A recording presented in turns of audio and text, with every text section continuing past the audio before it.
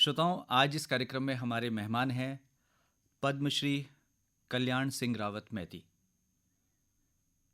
हम सभी जानते हैं कि पर्यावरण के क्षेत्र में रावत जी का कितना महत्वपूर्ण स्थान है।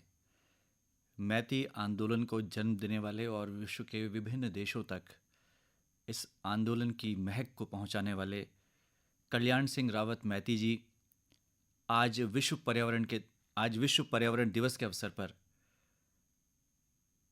हमें जानकारी देंगे कि किस तरह से कृषि हमारे पर्यावरण से जुड़ी है, किस तरह से कृषि का सीधा संबंध हमारे पर्यावरण से है, और यदि कृषि में प्रयोग में आने वाले जो तत्व हैं, जो सामग्री हम इस्तेमाल कर रहे हैं, चाहे वो उर्वरक हैं, चाहे वो बीज हैं, चाहे हवा है, पानी है, अगर वो शुद्ध है तो उसके जो उत्पाद हैं वो भी शुद्ध होंगे और हमारा पर्यावरण भी शुद्ध रहेगा। रावत जी, आपका कार्यक्रम में बहुत बहुत स्वागत है। धन्यवाद सर। आज आधुनिक दौर में जब कृषि की बात हम करते हैं तो लगातार इस बात पर जोर दिया जा रहा है कि हम आधुनिक कृषि को अपनाएं, यानी जैविक कृषि को अपनाएं। एक पर्यावरणविद होने के नाते आप इस बारे में क्या विचार रखते हैं? अ, जैविक खेती करना आज के जो परिप्रेक्ष्य है उसके हिसाब से तो बहुत ही उत्तम है, लेकिन जिस तरह से हरित क्रांति जब आई थी तो उस समय ये हुआ कि जनसंख्या को भोजन देने के लिए किस तरह से हम इन बाहर से जो आयातित हमारे अनाज है उसको कम किया जाए और अपने देश में ही हम अच्छा उत्पादन कर सकें। तो उस समय एक दौर आया कि रासायनिक खादों का और इसका उपयोग किया जाए तो हम एक खेत में बहुत अच्छी पैदावार पैदा कर सकते हैं और जो भुखमरी है या इस तरह से जो अनाज की जो किल्लत है उससे पार पा सकते हैं। 70 के दशक में ये सब कुछ हुआ और ये दौर चला और धीरे धीरे ये रासायनिक खादों का कीटनाशक दवाइयों का दौर बढ़ने लगा और लोगों ने देखा कि ये इन खादों को डाल करके बहुत अच्छी पैदावार हो रही है। जिस खेत में एक बोरा अनाज होता था वहाँ 4 बोरा अनाज होने लगा है। तो लोग इस तरफ उनका झुकाव हुआ और ये जैविक खेती ने एक क्रांति लाई। इस प्रकार से जो ये रासायनिक खाद थे इनके द्वारा एक क्रांति पैदा हुई और हमने आत्मनिर्भरता की तरफ हम बढ़े। ये बहुत अच्छा था कि हम अपने देश को एक आत्मनिर्भर बना सके। लेकिन दूसरी तरफ जिस तरह से इसके जो देर में इसके वो दिखाई देने लगे कि इन जैविक खेती के जो अनाज हैं और जो रासायनिक खेत के अनाज हैं उनमें भारी अंतर था। खेत हमारे स्वास्थ्य के लिए जैविक खेती के अनाज बहुत अच्छा था, लेकिन ये जो रासायनिक खाद थे इसके कई दुष्परिणाम सामने आने लगे। पंजाब ने कहा कि हम लोग जो हैं बहुत सारा हमारे पास पानी है, खेती है, अगर ये रासायनिक खाद आ गए हैं तो हम तो अब यहाँ सोना उगा सकते हैं, पूरे भारत को हम गेहूँ दे सकते हैं, पूरे भारत को हम अनाज हम ही दे सकते हैं। तो पंजाब में इसकी बहुत बड़ी खपत हुई और भटिंडा जैसे जगहों में बहुत सारा अनाज उगाने के लिए बेतहाशा ये रासायनिक खादों का प्रयोग किया जाने लगा। इसकी परिणति क्या हुई कि बाद में जब देखा कि भटिंडा जैसे स्थानों में जहाँ से कि बहुत सबसे ज़्यादा गेहूँ उत्पादन होता है, वहाँ के गाँव में लोगों में कैंसर की बीमारियाँ पैदा हो गई और धीरे धीरे वहाँ एक परिवार, दूसरे परिवार, तीसरे परिवार में इस तरह की बीमारियाँ जो हैं, असाध्य बीमारियों का चलन आने लगा और बहुत सारे लोग जब बीमार पड़े तो उनके उसके लिए इलाज के लिए कि अब इनको कहाँ ले जाया जाए। कैंसर का तो कोई इलाज था नहीं। भारत में केवल एक ही जगह था, बीकानेर में, जहाँ का कैंसर शोध संस्थान और वहाँ ले जाया जा सकता था। तो भारत सरकार ने एक स्पेशल ट्रेन बीकानेर से और वहाँ भटिंडा तक लगाई थी। आज भी वो ट्रेन चलती है जिसका नाम कैंसर ट्रेन है। ये इसका मैं बता रहा हूँ कि जो ये रासायनिक खाद था उनका दुष्परिणाम था। अब ये था कि अब इस तरह से अगर इनका परिणाम है पेट भी भरना है, सब कुछ करना है, लेकिन आज के दौर में जिस तरह से कोरोना आया और लोगों का एक बहुत बड़ा रुझान आया कि अगर हमें ज़िंदा रहना है तो अपने शरीर के लिए इम्यूनिटी पैदा करनी है और इसके लिए हमें जैविक चीज़ों की तरफ जाना होगा, प्रकृति से मिलना होगा। और ये दौर आया तो उसके बाद फिर ये हुआ कि हम जैविक खेती की तरफ लोगों का रुझान आया कि हम जैविक चीज़ कहाँ प्राप्त होगी, किस तरह से प्राप्त होगी, कहाँ प्राप्त होगी। तो लोगों का मन अब इस तरफ आया तो हमारे उत्तराखंड में कम से कम यहाँ जैविक खेती के नाम पर अभी बहुत कुछ हमने संभाल के रखा है, और बहुत कम लोगों ने अभी यहाँ जो रासायनिक खाद है इनका प्रयोग किया है। लेकिन अभी ज़रूरत है कि हम अपने उत्तराखंड के इन खेतों को किस प्रकार से जैविक खेती के रूप में और विकसित कर सकें, ये बहुत बड़ा प्रश्न है।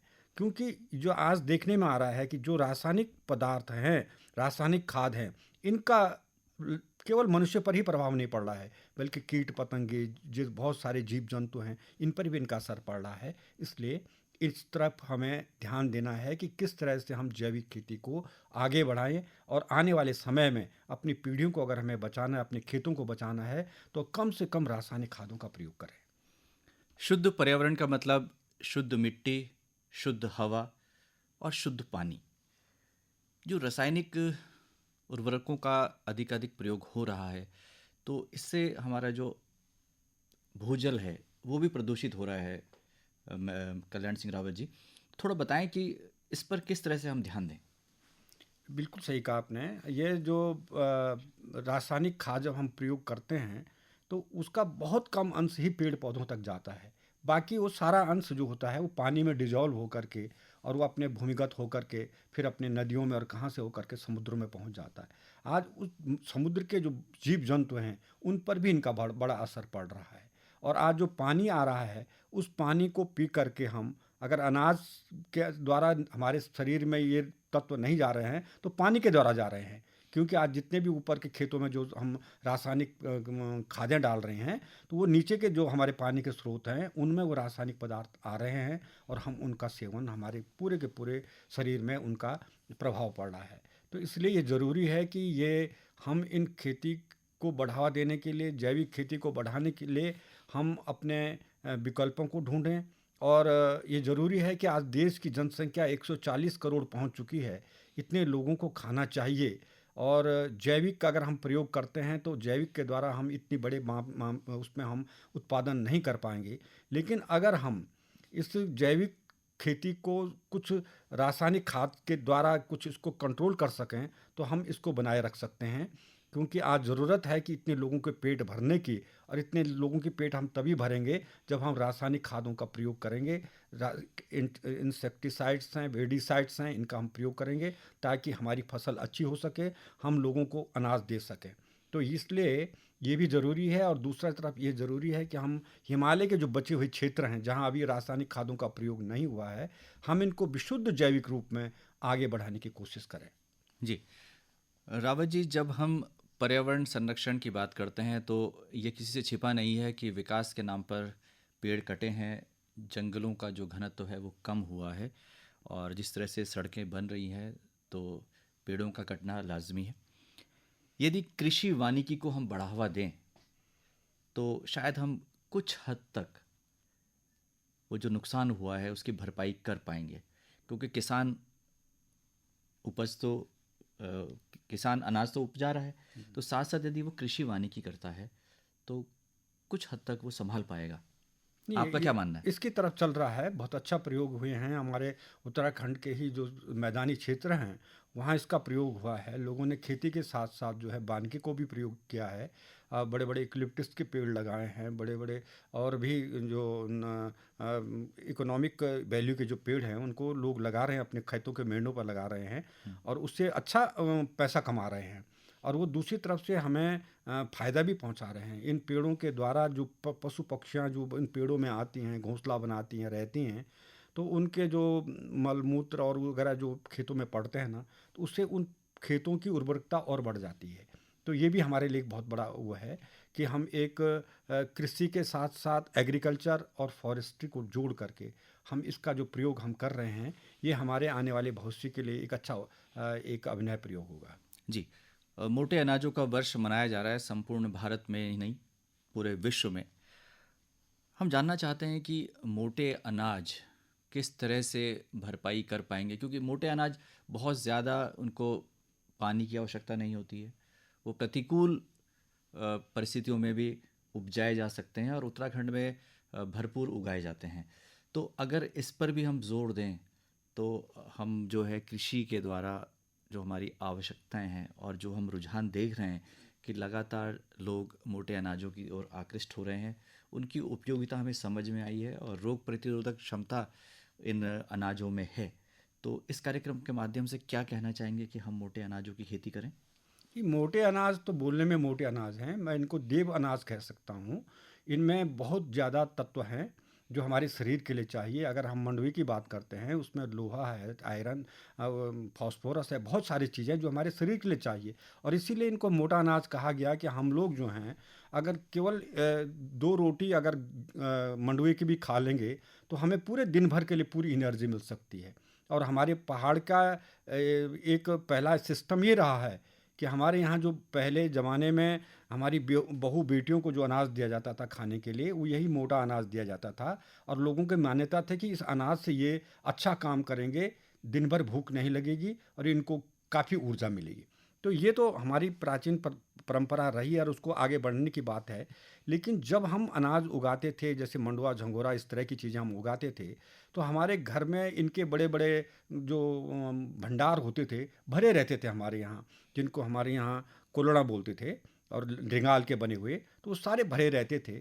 और उससे हमारी संपदा नज़र आती थी। लेकिन तब इसको खाने वाले कम थे। लोग ज़्यादातर गेहूं की तरफ जाते थे कि हमें गेहूं की रोटियां चाहिए, हमें इस तरह की चाहिए।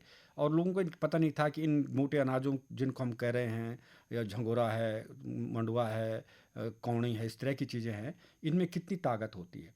आज जब वैज्ञानिक समझ गए हैं, पूरी दुनिया समझ गई है कि इन मोटे अनाजों में इतनी ताकत है, ये कम से कम पानी में हो सकता है, इनके द्वारा हम पानी बचा सकते हैं, इसके द्वारा हम एक ज़्यादा एनर्जिक जो है भोजन तैयार कर सकते हैं। तो इन अनाजों का जब डिमांड बढ़ी है, तो दुर्भाग्य ये है कि हमारे उत्तराखंड के खेतों में ये अनाज उगाना कम हो गया है, क्योंकि इनके लिए मेहनत चाहिए। अब गांव में मेहनत करने वाले रह नहीं गए हैं, क्योंकि गांव में ज़्यादातर पलायन हो गया है और स्थितियाँ अनुकूल नहीं हो पा रही हैं। तो इसलिए ये ज़रूरी है कि हम लोगों को बताएं कि किस तरह से ये अनाज आज दुनिया की नंबर 1 पहचान बन चुकी है, और लोगों के टेबल में ये मोटा अनाज आने के लिए ये आज पूरी तरह से तैयार है। आज देखिए कि बड़े बड़े होटलों में जहाँ भी देखिए झंगोरे की खीर मिल रही है। बहुत अच्छी बात है कि इस अनाज को आज सम्मान मिला है। हमारे मंडुवे का आटा आज 400-500 रुपये किलो बिक रहा है। अच्छा है, उसका उत्पादन, उसका एक बाज़ार वैल्यू बढ़ी है। तो उस हिसाब से हमारे पहाड़ के खेतों में इन अनाजों को उगाने के लिए अगर हम मेहनत करें, गांव वाले अपने गांव में लौट करके फिर से इन अनाजों को उगाने के लिए तरफ बढ़ें, तो एक तो जैविक होगा और दूसरा ये अनाज जो है हमारे लिए वरदान साबित होंगे। तो जो ये मिलेट ईयर्स चल रहा है, मेरा तो यही मानना है कि हम उत्तराखंड के पहाड़ों को एक नई दिशा दे सकते हैं। और स्वर्णिम काल है कि हम इन अनाजों की तरफ, इसमें सरकार भी हमारे लिए बहुत सी मदद कर रही है, हम फिर से इन खेतों में जा कर के इन अनाजों को उगाने की तरफ लोगों को प्रेरित करें। हम अभी उत्तराखंड की बात करें, लेकिन हम अभी उत्तराखंड की बात कर रहे हैं, लेकिन यदि हम हमारे उत्तर भारत के राज्यों की बात करें तो वहाँ कृषि बड़े पैमाने पर होती है और देश की आवश्यकताओं की पूर्ति करने में वो राज्य अग्रणी भी हैं। हम देखते हैं जो कृषि उत्पाद हैं, ख़ास तौर से पराली, वो पर्यावरण के लिए एक चुनौती बनकर सामने आती है और उस पर लगातार चर्चाएं होती रहती हैं। आप एक पर्यावरणविद हैं, आप किस दृष्टि से इसे देखते हैं? क्या पराली का और बेहतर उपयोग हो सकता है, हम उसको ना जलाएं? बिल्कुल, आपने सही प्रश्न किया। ये पराली जो है, जो जलाना है, ये हम लोगों के पर्यावरण के लिए काफ़ी ख़तरनाक है। क्योंकि जिस समय पंजाब और हरियाणा के खेतों में जब पराली जलती है, तो दिल्ली के रहने वाले लोगों के लिए मुसीबत खड़ी हो जाती है। और 1 मीटर की दूरी पर भी कोई दिखाई नहीं देता है। कई गाड़ियां एक्सीडेंट हो जाती हैं और लोगों के दमा जैसी मरीजों को बड़ी परेशानी होने लगती हैं। तो ये केवल दिल्ली की स्थिति नहीं है, बल्कि उसका असर हमारे हिमालय पे भी पड़ता है। वो कार्बन जब हिमालय तक पहुंचता है, तो हिमालय के ग्लेशियर भी बहुत तेज़ी से पिघलते हैं और उन पर भी एक खतरा मंडरा रहा है। तो मेरा कहना है कि अगर पराली जल रही है, तो उसके लिए वैज्ञानिक तरीके से उनका निस्तारण की बात की जाए, और जो जलाने की जो बात की जा रही है, लोगों को अवेयर किया जाए कि पराली जलाने से जो लाभ हमें मिलने वाला है, उससे ज़्यादा हमें नुकसान होने वाला है। क्योंकि उस नुकसान को हम देख नहीं सकते हैं, लेकिन वो एक सार्वभौमिक नुकसान है, हर किसी का होगा। पराली जलने से जितना कार्बन डाइऑक्साइड वहाँ से उत्सर्जित होगा वो सारे वायुमंडल में जाएगा, और वायुमंडल से वो हमारे फेफड़ों में, हमारे बच्चों के स्वास्थ्य पर असर पड़ेगा, हमारे पेड़ पौधों पर उसका असर पड़ेगा, हमारे हिमालय पर उसका असर पड़ेगा। तो ये इसका असर तो बहुत बड़ा व्यापक है, और उसकी कीमत उससे भी ज़्यादा है कि जितना हम उस खेत में उगाते हैं। तो इसलिए पराली को कई प्रकार से हम उसका जैविक खाद के रूप में तैयार कर सकते हैं, बाई प्रोडक्ट्स भी बनाए जा सकते बाई हैं उससे। प्रोडक्ट्स बना सकते हैं, लोगों को उसका प्रशिक्षण दिया जाए। पराली के कई पैकिंग उसमें उसमें उसका यूज़ किया जा सकता है, उसका प्रसंस्करण कर करके उसके फाइबर्स जो होते हैं वो किसी और चीज़ में इसका प्रयोग किया जा सकता है। इस पे हमारे शोध करने वाले शोध करें और उन लोगों को बताएं। अगर पराली जो है, दूसरा तो यह है कि उनकी जो धान काटने की पद्धति है उसको बदलने की भी ज़रूरत है, कि ताकि उस खेतों में पराली न रहे तो जलाने का प्रश्न नहीं उठता है। तो गेहूँ अगर पूरा पौधा ही अगर आ जाता है और हम सिर्फ बाल काट के जो शेष भाग बच जाता है उसको भूसे के रूप में अगर हम प्रयोग करते हैं तो फिर हमारे खेतों में पराली जलाने का कोई प्रश्न ही नहीं उठता है। जी, पर्यावरण केवल किसानों की चिंता नहीं है, ये पूरे समाज की चिंता है, हर भारतीय को इस ओर सोचना होगा। लेकिन जब हम कृषि जगत कार्यक्रम में बात कर रहे हैं तो आप इस कार्यक्रम के माध्यम से हमारे किसान साथियों को क्या कहना चाहेंगे कि जब हम कृषि कार्यों में लगे हैं तो हम पर्यावरण संरक्षण की ओर भी ध्यान दें। बिल्कुल, पर्यावरण संरक्षण की ओर हमें ध्यान देना चाहिए, क्योंकि हमारे कृषि हमारे जीवन का आधार है, और कृषि के लिए ही पानी चाहिए, कृषि के लिए ही हमें स्वच्छ वातावरण चाहिए, और बिना पानी के हम कृषि नहीं कर सकते हैं। आज के ज़माने में जिस तरह से हमारी नदी में और हमारे पानी के स्रोत कम होते जा रहे हैं, कहीं ना कहीं वो कृषि को प्रभावित करेंगे। इसलिए कृषि के साथ हमें वानिकी की तरफ भी ध्यान देना होगा, और वानिकी के लिए हमें ऐसे पेड़ों की ज़रूरत है जो चौड़ी पत्ती वाले पेड़ हैं। जैसे हमारे पहाड़ों में बांज होता है, सबसे उत्तम पेड़ है, सबसे अधिक पानी ज़मीन को देता है, और जब ये पानी ज़मीन को देंगे तो हमारे ज़मीन के अंदर जो बड़े बड़े पानी के एक्विफियर हैं वो भरे रहेंगे, तो पानी के स्रोत बने रहेंगे, नदी नाले भी आगे बढ़ते रहेंगे। जब पानी होगा तो हम अच्छी खेती करेंगे, अच्छी खेती करेंगे तो हमारा उत्पादन अच्छा होगा, देश हमारा मजबूत होगा, हम भुखमरी के समस्या से कभी हमें सामना नहीं करना पड़ेगा। तो इसलिए हमारे किसानों को मैं यही कहूँगा कि हम पानी की तरफ ध्यान दें, कि पानी हम किस प्रकार से बचाते हैं। हम उन फसलों का उपयोग करें जो कम से कम पानी प्रयोग करते हैं, ताकि हमारे पानी बच सके। जैसे धान है, धान सबसे ज़्यादा पानी लेता है, तो धान की जगह पर हम दूसरे खेतों को, दूसरे उत्पादों को उगा सकते हैं। कोई ज़रूरी नहीं कि हम धान को बहुत सारा उगा दें, हम उसको परिवर्तित करके दूसरे खातों में, दूसरे अनाजों में हम उसे बदल सकते हैं, जिनकी बाज़ार में अच्छी मांग है उसको कर सकते हैं। इस प्रकार से हम पानी को बचा सकते हैं। अपने खेतों के चारों तरफ जो है अपने जंगल डेवलप कर सकते हैं, ताकि हमें अपना पानी मिल सके। अपने खेतों के आसपास हम पानी के भंडारण करने के लिए स्टोरेज जो है, कि नालियों के द्वारा पानी जमा करके बड़े बड़े टैंक बना सकते हैं। तो इस तरह की विधियों बना करके हम कृषि को भी बढ़ावा दे सकते हैं, और पर्यावरण की तरफ भी हम एक नया कदम रख सकते हैं, क्योंकि पानी आने वाले समय में सबसे बड़ा हमारा एक मुद्दा होगा, और अगली लड़ाई जो लड़ी जाएगी वो पानी के लिए लड़ी जाएगी, ये पूरा विश्व कह रहा है। जी, अब मानसून आने वाला है तो हम ये प्रयास करें कि जो वर्षा जल है उसका भी संचयन किया जाए, उसका भरपूर प्रयोग किया जाए। जी जी। कल्याण सिंह रावत मैती जी, आज आप इस कार्यक्रम में आए और आपने हमारे किसान साथियों को बहुत ही महत्वपूर्ण जानकारी दी। आपका स्टूडियोज़ आने पर बहुत बहुत आभार, धन्यवाद। धन्यवाद सर, थैंक यू।